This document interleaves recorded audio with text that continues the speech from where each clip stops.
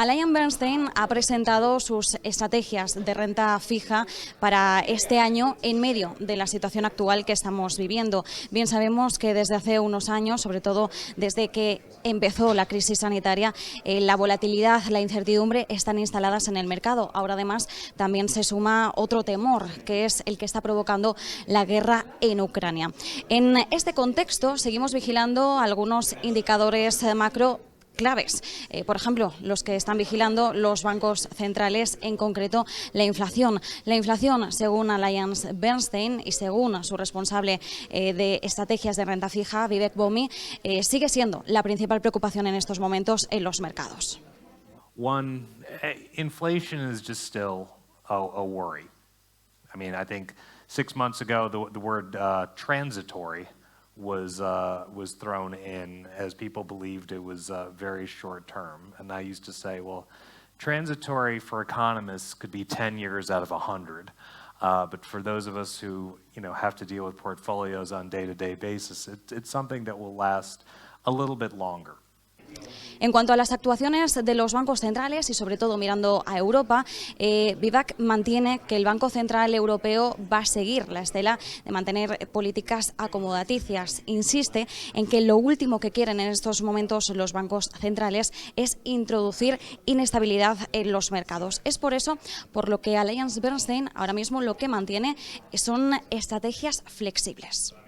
So the ECB was really doing this just to get out of negative territory. So what's now been priced in is probably, is one rate hike, and our view is there's a chance that it's actually lower than that, just because there's no real effect of the economy. And given market conditions right now, the last thing they want to do is introduce instability into markets and be as accommodative as possible. And more notably, because energy prices rising real quickly, that's going to slow the economy anyway. So our view is, one, the U.S. Fed likely will act, but probably just less than expected just a few weeks ago. And the ECB, while priced in one rate hike, there's a chance that it just doesn't happen. Y por último, en esas estrategias, uno de los mensajes clave que nos dejan es que cuando hay caídas en el mercado es un buen momento para apostar por renta fija, un buen momento para entrar a invertir. Precisamente este sell-off reciente que hemos visto en el mercado, Alliance Bernstein lo mantiene como una buena oportunidad de inversión. If you have a slowdown, you're able to absorb some of the lower revenue. So what I'm trying to say in all these charts is the high yield market is entering into a slowdown in the best shape it's ever been, which will lead to low defaults in our view, and actually a pretty benign sort of environment for credit. La inflación sigue siendo una de las principales preocupaciones que tenemos en estos momentos en los mercados. A continuación, en los próximos minutos, nos vamos a acercar de la mano de Alliance Bernstein a las perspectivas que están manejando de cara a la renta fija, sobre todo teniendo en cuenta el escenario de mercado actual, pues con tantos retos, sobre todo que tenemos en estos momentos sobre la mesa, agravados por el conflicto geopolítico que tenemos en Europa en estos momentos. Vamos a hablar con Vivek Bommi. Él es responsable de las estrategias de renta fija europeas en Alliance Bernstein. Vivek, thank you so much for having us a few minutes in Negocios Televisión. Thank you. Thank you for your time. First of all, well, we are in a challenging market, macro situation, but it's been a few years of challenges, isn't it? Spreads have widened recently, both in investment grade and in high yield. Do you see this as a good entry point? Yes, I do. Look, I can't disagree that there's been a lot more volatility in the market, but I think this bout of volatility is a little different than COVID.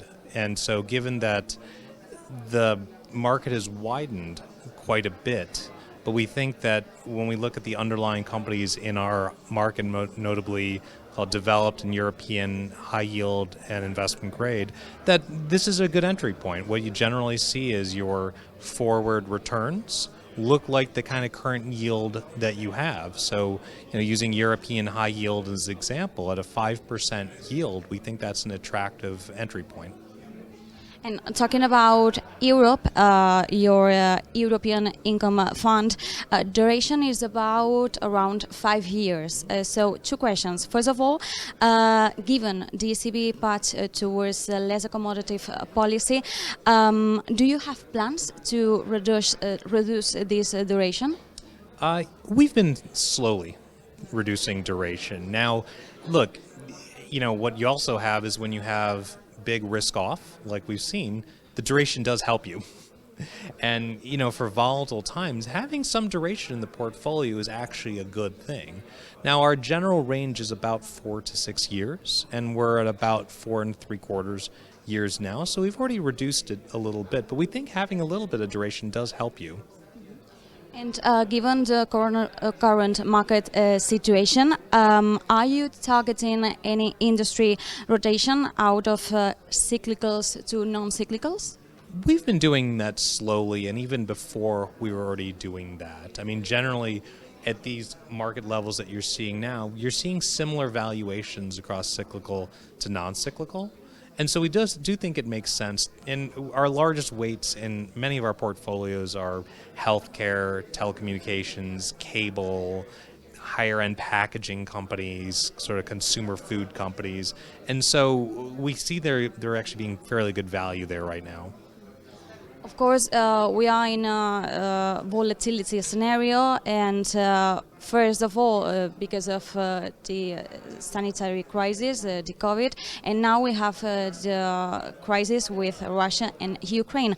With this war potentially damaging European growth, do you anticipate default rates to increase in Europe during this year, 2022, and if you do see it, in which industries? So I think first it always start out, when we talk about European fixed income, we really are talking about Western Europe. So, Eastern Europe, Russia, even though geographically part of Europe, really they're part of emerging markets. So let's start there. So when I talk about Europe, I'm talking about Western Europe. And we don't really see the default rate changing for a couple reasons. One, 2/3 of the market is already double B. It's hard for double Bs to actually default.